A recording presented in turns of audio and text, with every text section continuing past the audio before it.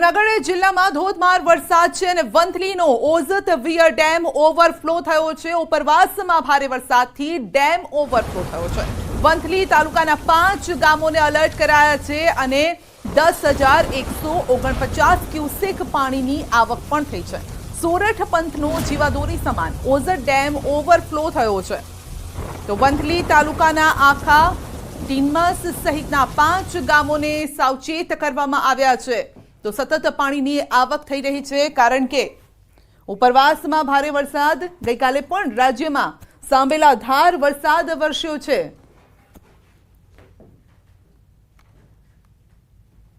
હાલ વંથલી તાલુકાના ઓઝતવિયર વંથલી ડેમમાં 10,149 ક્યુસેક જેટલી પાણીની આવક તથા જાવક ચાલુ છે, જેથી વંથલી તાલુકાના વંથલી, કણજા, આખા ટીમસ સહિતના ગામોને એલર્ટ રહેવા તેમજ નદીના પટમાં અવરજવર ન કરવા સૂચના આપવામાં આવે છે।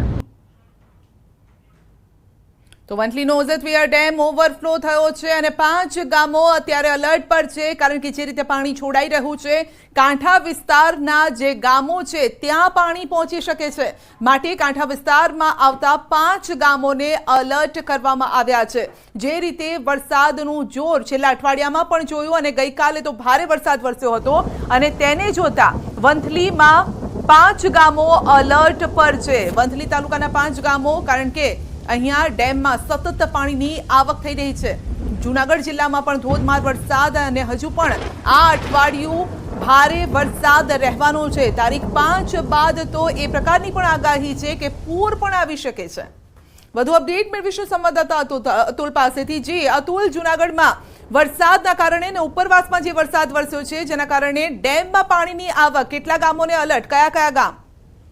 જી, આપને ચોકડાયું કે જે રીતે ઉપરવાસની અંદર વરસાદ થતા નદીઓમાં પાણી આવવાને લીધે જે કલેક્ટરના જણાવ્યું છે 4 જે જળાશયો છે તે ઓવરફ્લો થયા છે। ખાસ કરીને જોવા જાય તો હાલ જે વંથલી ઓઝતવિયર છે તે ડેમ પણ ઓવરફ્લો થયો છે અને તેને નદીના પટમાં જવાની કે લોકોને કે તેના માલઢોરને લઈ અને નદીના પટમાં ન જવા સૂચના આપવામાં આવી છે। બીજી તરફ જોવા જાય તો જે બાંટવાનો ખારો ડેમ છે, જે રસાલા ડેમ છે, આ જે વંથલી ઓઝતવિયર ડેમ છે તે પણ ઓવરફ્લો થયા છે અને હાલ જે તે વરસાદે વિરામ લીધો છે, પણ હજી પણ ક્યાંક ને ક્યાંક વરસાદ છે તે વરસી રહ્યો છે અમુક તાલુકાઓમાં। તેને લઈ અને કલેક્ટર દ્વારા પણ બધા જે કર્મચારીઓ છે તેને હાલ સ્ટેન્ડ બાય કરી દેવામાં આવ્યા છે। પણ જૂનાગઢ જિલ્લામાં સાર્વત્રિક વરસાદ થતા જળાશયોમાં નવા નીરની આવક થઈ છે, તેને લઈ અને ખેડૂતોમાં ખુશીનો માહોલ જોવા મળી રહ્યો છે। જી, પરંતુ 5 ગામોને એલર્ટ પણ કરવામાં આવ્યા છે, કઈ તરફના ગામો છે? જી, આપણે ચોકડ્યું કે જે રીતે રસાલા ડેમ ઓવરફ્લો થતા બાટવો ખારો ડેમ છે તેના 6 દરવાજા છે તે 1.5 ફૂટ ખોલવામાં આવ્યા છે। તેને લઈને નીચે આવતા 5 ગામો આવે છે તેને એલર્ટ કરવામાં આવ્યા છે અને તેમાં પણ ત્યાંના લોકો જે ખેડૂતો હોય છે, માલધારી હોય છે, તેમને ત્યાં ન જવા સૂચના આપવામાં આવી છે। સાથે સાથે ઓઝતવિયર છે તેના નીચેના આવતા ગામોમાં પણ જે લોકો જે અવરજવર ન કરે તેની સૂચના આપવામાં આવી છે અને તેને લઈ અને તંત્ર પણ હાલ એક્શન મોડમાં આવી ગયું છે। જી, આપનો આભાર।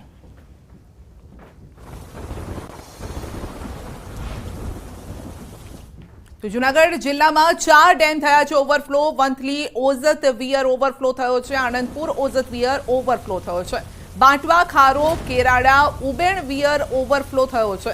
ગિરનાર પર સૌપ્રથમ વરસાદ માપવાની કામગીરી, ગિરનાર પરથી સતત મળતા રહેશે વરસાદના આંકડા। તો કાડવા વોકડાને ઊંડો અને પહોળો કરવામાં આવ્યો હોવાથી પાણીની ક્ષમતા વધી હોવાનો કલેક્ટરે દાવો કર્યો છે।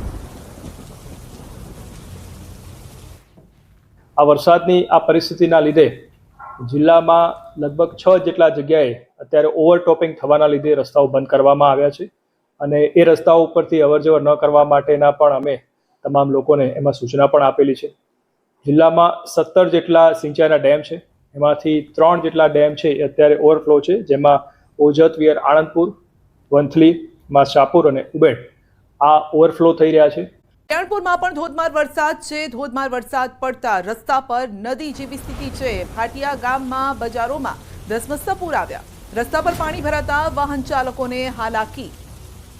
દ્વારકાના દ્રશ્યો છે જ્યાં કલ્યાણપુરમાં પણ ભારે વરસાદ, રસ્તા પર પાણી ભરાઈ ગયા છે, લોકોને હાલાકી છે, ખાસ કરીને વાહન ચાલકો, કારણ કે વરસાદી ઋતુ જ્યારે હોય છે અને જ્યારે ભારે વરસાદ થતો હોય છે ત્યારે પાણી ભરાવાના કારણે ટ્રાફિક જામ પણ થતો હોય છે। વાહન ચાલકો કારણ કે પાણી ભરાઈ જતું હોય છે ત્યારે અનેક વાહનો પણ બંધ પડી જતા હોય છે, ઘણી વખતે ધક્કા મારવા પડે તેવી પણ પરિસ્થિતિ આવતી હોય છે. તો ભાટિયા ગામના બજારના દ્રશ્યો છે જ્યાં પાણી ભરાઈ ગયા છે. કલ્યાણપુરમાં ધોધમાર વરસાદ, રસ્તા પર પાણી ભરાયા છે અને જેના કારણે લોકોને પણ મુશ્કેલી, લોકો બહાર નીકળવાનું ટાળતા હોય છે. પરંતુ જે લોકોને રોજિંદા કામ માટે બહાર નીકળવું પડે છે તે લોકો પણ, વાહન ચાલકો અત્યારે રસ્તામાં અટવાઈ ગયા છે. અને જ્યાં રસ્તા પર પાણી વધારે હોય છે ત્યારે વાહનો પણ ઠપ થઈ જાય છે. વાહન ચાલકોને મુશ્કેલી નડતી હોય છે. અને હજુ પણ ભારે વરસાદની આગાહી છે.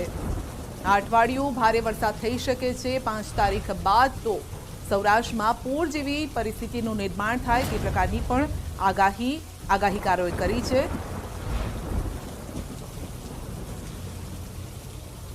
વધુ અપડેટ મેળવીશું સંવાદદાતા મુકુંદ પાસેથી. જી મુકુંદ, દ્વારકામાં વરસાદ, કેટલીક જગ્યાએ પાણી પણ ભરાયા છે.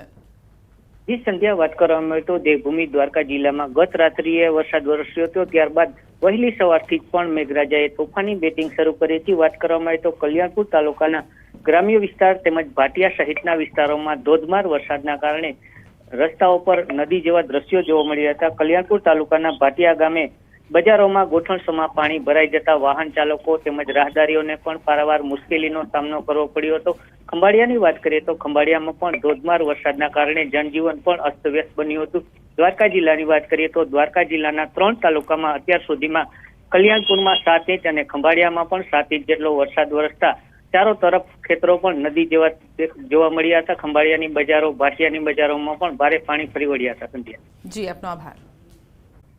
જામનગર શહેરમાં મેઘો મહેરબાન થયો છે. વરસાદી પાણીથી રસ્તા જળબંબાકાર થઈ ગયા છે. નીચાણવાળા વિસ્તારોમાં પાણી ભરાયા છે. જામનગરમાં અનેક જગ્યાએ વરસાદી પાણી ભરાઈ ગયા છે. જામનગરમાં વરસાદ વરસતા નીચાણવાળા જે વિસ્તારો છે, રસ્તાઓ છે, તે અત્યારે જળમગ્ન થઈ ગયા છે. શહેરના પંચેશ્વર ટાવરની આસપાસના વિસ્તારમાં પણ વરસાદી પાણી છે. રસ્તાઓ જળબંબાકાર થઈ ગયા છે. પ્રથમ વરસાદે જ પાલિકાની પ્રી મોન્સૂન કામગીરીની પોલ ખોલી ગઈ છે.